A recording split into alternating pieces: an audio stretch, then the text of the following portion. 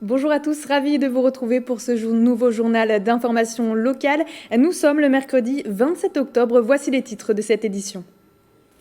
Octobre Rose, un mois pour sensibiliser au cancer du sein. Des dépistages sont organisés sur le territoire. Et pour cette dernière semaine, les professionnels de santé viennent à vous. Des unités mobiles ont été mises en place pour aller à la rencontre des Yvelinoises. Le procès de Nuremberg en reconstitution à l'UFR Simone Veil de 50 ans en Yvelines. Étudiants en droit, sciences politiques et santé se sont rassemblés autour d'une pièce de théâtre. La mise en scène du procès des médecins nazis s'est tenue hier à Montigny-le-Bretonneux, le temps d'une représentation. Et puis Vinifica, le club d'œnologie vicinois, est arrivé 6e lors des championnats du monde de dégustation de vin à l'aveugle en octobre. Nous sommes allés rencontrer les membres de l'équipe pendant leur préparation au championnat de France. Et on commence ce journal avec les derniers chiffres de Pôle emploi publiés aujourd'hui. D'après ces données, le nombre de demandeurs d'emploi sans activité a diminué de 1,58% sur les 3 derniers mois dans les Yvelines. 69 000 personnes sont concernées, une baisse plus importante si on compare aux chiffres de septembre 2020. En un an, le chômage de catégorie A, c'est-à-dire la catégorie de personnes sans activité, a baissé de 6% dans le département. Une évolution expliquée par la relance de l'activité économique après plus d'un an et demi de crise sanitaire. La situation dans le département tend à retrouver son niveau d'avant-crise. Plus de 64 000 personnes étaient concernées. En France, seulement 48% des femmes répondent aux démarches de l'État en vue d'effectuer les dépistages du cancer du sein, un pourcentage qui est encore beaucoup plus faible dans les quartiers populaires. À Plaisir, une opération a été menée ce mercredi 27 octobre dans le quartier du Valibou pour sensibiliser et dépister gratuitement les femmes qui le souhaitaient. Reportage de Bichente Mérien, Santisteban. Souriant, ils vous mettent à l'aise sans aucune crainte. Grâce au mammobus installé dans le quartier du Valibou à Plaisir, Isabelle a pu faire un dépistage du cancer du sein sans rendez-vous au préalable et gratuitement. Même si c'est remboursé par la sécurité sociale, il faut quand même avancer les frais et tout le monde ne peut pas les avancer. La démarche est d'organiser le dépistage du cancer du sein au plus près des habitantes avec un dispositif hors les murs, avec 2 unités mobiles. La première, le mammobus, où on fait des ateliers de prévention, une rencontre avec un médecin. Et dans la foulée, la patiente va dans le camion d'Octobre Rose à faire sa mammographie, son échographie, et est reçue par un radiologue. Elles repartent le soir même avec un compte-rendu. Au centre de l'organisation, le bailleur social des résidences Yvelines Essonne qui a mobilisé les gardiens de ces résidences plaisiroises pour faire venir les femmes des logements sociaux. On a pu interviewer le radiologue et déjà au terme de ces 2 premiers rendez-vous, aucune des 2 femmes n'avait déjà réalisé une mammographie. Vous voyez toute la pertinence du projet. Au départ, l'initiative a été faite justement pour les quartiers dits populaires, des quartiers où peut-être les femmes ont plus de difficultés à faire la démarche, d'aller trouver un médecin et de prendre des rendez-vous. 24 habitantes se sont inscrites et plus d'une dizaine sont venues sans rendez-vous pour participer aux ateliers de sensibilisation et effectuer le dépistage. On regarde l'examen, s'il n'y a rien, voilà, on fait le compte-rendu, on le donne à la patiente. S'il y a quelque chose, et bien sûr, on fait la suivi, on demande 2 autres examens, IRM, ponction, etc.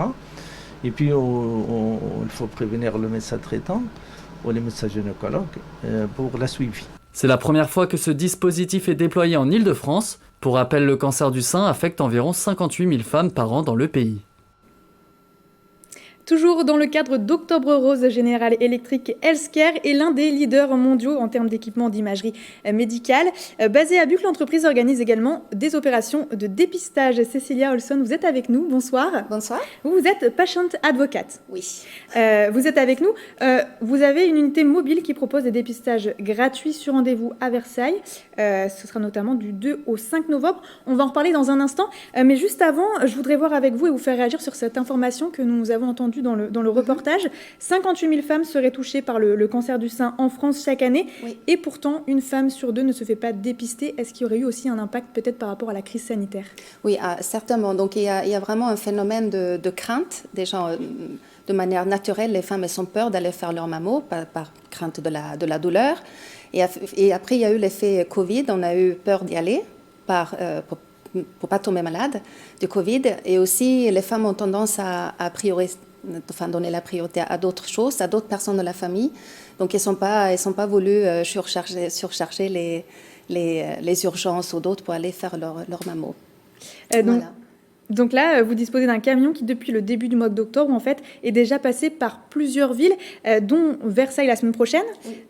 Au total, il y aura donc 15 villes qui ont bénéficié de cette opération. Pourquoi c'est important de partir à la rencontre, finalement, des Franciliennes plutôt que de les accueillir dans les locaux? Parce que comme on sait que les femmes ne prennent pas le temps et on essaye vraiment de reconstruire leur parcours de soins et de les attraper là où elles sont, parce qu'elles ne prennent pas le temps. Donc elles donnent la priorité à d'autres choses que leur mammo. Donc on a décidé d'équiper ce camion-là avec d'autres partenaires, donc ce camion d'Octobre Rose. Et on va aller essayer les endroits où on sait que les femmes, déjà, elles sont peut-être pas culturellement sensibles à ça. Et puis, comme je vous disais, elle a d'autres priorités, donc on va à l'encontre des femmes. Donc il y aura des séances de dépistage gratuites, mais ce sera sur rendez-vous. Comment on peut avoir accès justement à ces rendez-vous, ces séances? Oui, alors on est en partenariat aussi avec Doctolib, donc il fallait chercher le camion d'Octobre Rose, sélectionner sa ville et l'heure qui convient à la femme. Donc c'est vrai qu'on a eu beaucoup de succès, mais je suis sûre qu'il y a encore quelques dates d'horaires disponibles pour les femmes. Et il y aura également des ateliers d'autopalpation, notamment pour apprendre aux femmes à s'examiner, c'est important? Absolument, parce que toutes les femmes ne sont pas éligibles pour la mammo, parce qu'idéalement, en dessous de 40 ans, on ne s'expose pas aux rayons. Donc, il y a quand même de femmes qui s'intéressent de près, parce qu'il y a eu quelqu'un dans la famille qui a eu un cancer de sein. Donc, avec des mots simples, des gestes simples, on montre comment découvrir son corps et ressentir ce qui n'est pas tout à fait normal. Voilà. Et dans la durée, il faut faire ça. Et donc vous êtes patient advocate, c'est-à-dire que vous êtes là pour faire de la prévention, notamment par rapport à votre même propre histoire? Absolument. Donc j'ai eu un cancer de sein en 2015. Donc quand je suis revenue, effectivement, ma mission elle était toute différente, travaillant pour General Electric. Et connaissant l'histoire des femmes et ce dont elles ont besoin d'entendre pour ne pas avoir peur, on sait que des flyers ou des brochures dans les salles d'attente n'ont pas ou peu d'impact. Donc des paroles entre femmes et des survivantes de cancer de sein, ça a complètement un autre impact sur le ressenti et la perception des femmes sur la mammo. Et donc comment on fait de la prévention justement par rapport à ça? Et c'est avec des mots simples, détourner leur attention de la douleur et comprendre pourquoi le faire. Et en quelques mots, expliquer ce que c'est vraiment un cancer de sein, quelques faits et tirés d'une histoire d'une femme. Et elles se rendent vite compte que la douleur ou l'inconfort d'une mammo, ça n'a rien à voir avec quand on est exposé à un cancer de sein, l'impact pour la famille et les enfants. Donc elles comprennent bien qu'une petite mammo, ce n'est rien à côté d'un cancer de sein. Donc c'est avec des mots simples, on échange.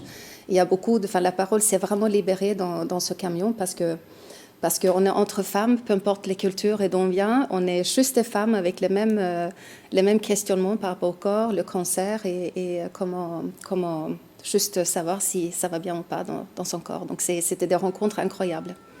Et donc la semaine prochaine, vous serez à Versailles jusqu'au 5 novembre. Oui. Est-ce que vous allez sillonner la ville ou est-ce qu'on peut vous retrouver à un endroit précis dans la ville? Alors l'adresse se trouve sur Doctolib, je n'ai pas l'adresse en tête, mais je pense que sur le site internet vous pouvez trouver ça et surtout sur Doctolib en prenant rendez-vous. Voilà, donc ne pas hésiter à prendre rendez-vous pour participer à l'opération. C'est ça. Merci beaucoup. Et puis Merci. Merci beaucoup. Puis on le rappelle, donc, il est fortement recommandé d'effectuer une mammographie tous les 2 ans dès l'âge de 50 ans, même si on n'est pas éligible avant, mais pour prévenir le cancer du sein. Merci beaucoup d'avoir été avec nous, Cecilia Olson. Donc vous êtes patient advocate.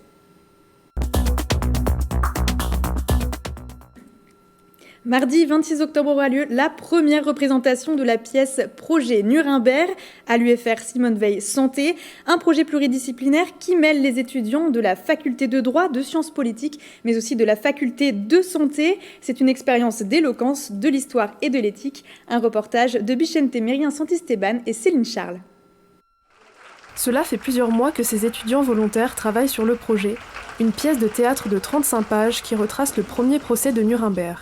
La démarche, c'est une démarche qui a commencé il y a un peu plus de 3 ans avec l'idée de combiner théâtre, droit et santé. Il y a 2 ans, la thématique fut celle des procès des médecins nazis, qui n'étaient pas tous nazis d'ailleurs, des médecins lors du procès de Nuremberg entre 1946 et 1947. On a évidemment tout ce qu'on retrouve dans un tribunal, à savoir l'accusation, la défense, les juges et donc les accusés que nous représentons derrière. Un procès qui condamnait les médecins nazis et qui est à la naissance de la bioéthique médicale. Pour la première fois, la question du consentement dans les expérimentations sont abordées. L'important, c'est de soulever le débat, parce que la question de l'expérimentation médicale est toujours d'actualité, et aussi de comprendre à quel point une médecine pourtant exemplaire qui était celle allemande a pu se pervertir. Ça met au centre l'idée que le patient doit donner son accord et doit être volontaire. Et cette notion de volontariat, notamment qui est au centre de toutes les questions lorsqu'on est enfermé dans un camp de concentration, est quelque chose qui est vraiment inscrite dans un code. Et ce code, finalement, va compléter le serment d'Hippocrate et s'appliquer à la recherche biomédicale. Les professeurs à l'initiative du projet souhaitaient transformer la transmission du savoir en plongeant les étudiants directement dans l'histoire. Le but, moderniser l'apprentissage. À travers le travail de la représentation théâtrale, c'est eux qu'on entend, c'est eux qui font sonner ces mots. Et donc, pour l'enseignant, c'est absolument passionnant de voir se matérialiser finalement un certain nombre de concepts, d'idées à travers la bouche des étudiants. Ça a une grande résonance, nous, dans nos spécialités médicales, c'est qu'on sait à quel point il est important actuellement d'avoir le consentement des patients. Travailler avec des étudiants, c'est super de pouvoir travailler avec des jeunes qui ont envie, parce qu'en fait ils se sont vraiment portés volontaires pour le faire, et que ça anime de restituer ça sur scène. Ils étaient super enthousiastes. D'autres représentations sont prévues par la suite et seront suivies de débats sur la bioéthique. Les usagers de la gare de Saint-Quentin-en-Yvelines n'auront plus besoin de dévier leur route pour prendre le train. La circulation dans la gare située à Montigny-le-Bretonneux vient d'être rétablie ce mardi 26 octobre. Une déviation via la passerelle rouge avait été mise en place depuis le mois d'avril en raison de travaux d'accessibilité des voies. Pour rappel, le chantier de modernisation de la gare a débuté il y a 1 an. Il se poursuivra jusqu'en 2023. La phase 3 des travaux devrait débuter début novembre. Et puis, le projet de quartier des Savoirs à Guyancourt avance petit à petit. La ville et l'agglomération de Saint-Quentin-en-Yvelines ont signé une convention d'intervention foncière avec l'établissement public foncier d'Île-de-France et l'établissement public d'aménagement Paris-Saclay pour le secteur du technocentre Renault. L'échéance de cette convention est fiée au 31 décembre 2029. Elle concerne notamment des terrains sur le site technocentre Renault.